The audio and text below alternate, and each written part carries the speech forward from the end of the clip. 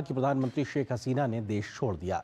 बीते लंबे समय से बांग्लादेश में आरक्षण को लेकर हिंसक विरोध प्रदर्शन हो रहे हैं, जिसमें सैकड़ों लोगों की जान जा चुकी है तो हजारों लोग घायल भी हुए हैं। शेख हसीना के देश छोड़ने के बाद वहां के सेना प्रमुख ने प्रदर्शनकारियों से शांति बनाने की अपील की और अंतरिम सरकार गठन की बात कही है। फिलहाल बांग्लादेश में काफी अस्थिर माहौल है, लेकिन प्रदर्शनकारियों की शेख हसीना के इस्तीफे की मांग पूरी होने के बाद इस बात की उम्मीद बनती है कि जल्द ही वहां पर शांति बहाली भी देखने को मिलेगी। सोमवार का दिन ढाका के चौक चौराहों पर आम लोगों का कब्जा था। प्रधानमंत्री शेख हसीना के इस्तीफे की मांग की गूंज से बदलाव की आहट सुनाई दे रही थी। ढाका की सड़कों पर चलने वाले अधिकतर लोगों का रुख प्रधानमंत्री आवास की ओर था, जैसे वो घर से ये तय कर निकले थे कि प्रधानमंत्री शेख हसीना का इस्तीफा हर हाल में लेकर ही लौटेंगे। सेना प्रमुख वकारुज़्ज़मा ने मीडिया के सामने आकर उनके इस्तीफे की घोषणा की। इस तरह उनका 15 वर्ष के शासनकाल का अंत हो गया। साथ ही सेना प्रमुख ने जल्द ही अंतरिम सरकार के गठन की घोषणा की। प्रधानमंत्री ने अपने पद से इस्तीफा दे दिया है और हम देश को चलाने के लिए फिलहाल अंतरिम सरकार बनाएंगे। देश अब अंतरिम सरकार चलाएगी। सेना प्रमुख की इस घोषणा के बाद प्रधानमंत्री आवास के बाहर खड़े लोगों ने विक्ट्री साइन दिखाकर अपनी जीत का जश्न मनाया।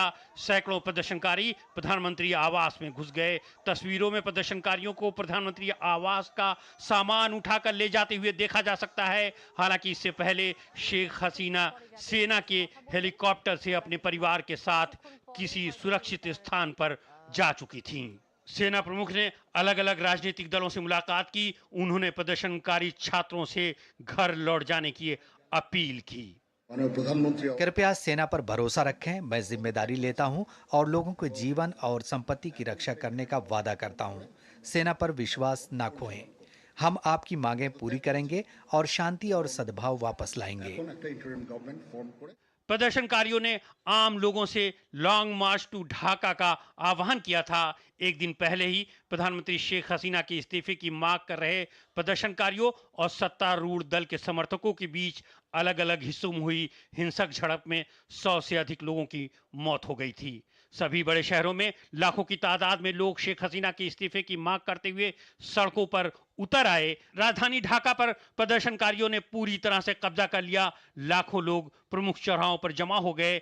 सरकार ने रविवार की शाम ही कर्फ्यू लगाने का आदेश दिया, लेकिन लोगों पर इसका कोई असर नहीं दिखाई दिया।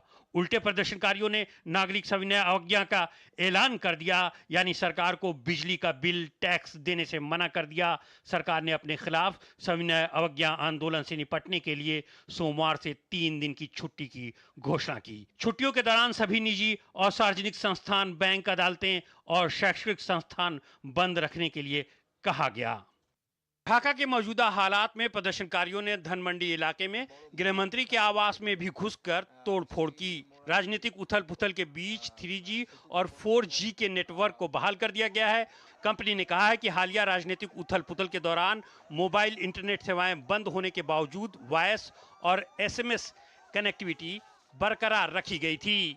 बांग्लादेश में पिछले महीने से ही छात्र आंदोलन पर हैं। पहले उनकी मांग सरकारी नौकरियों में आरक्षण को खत्म करने की थी।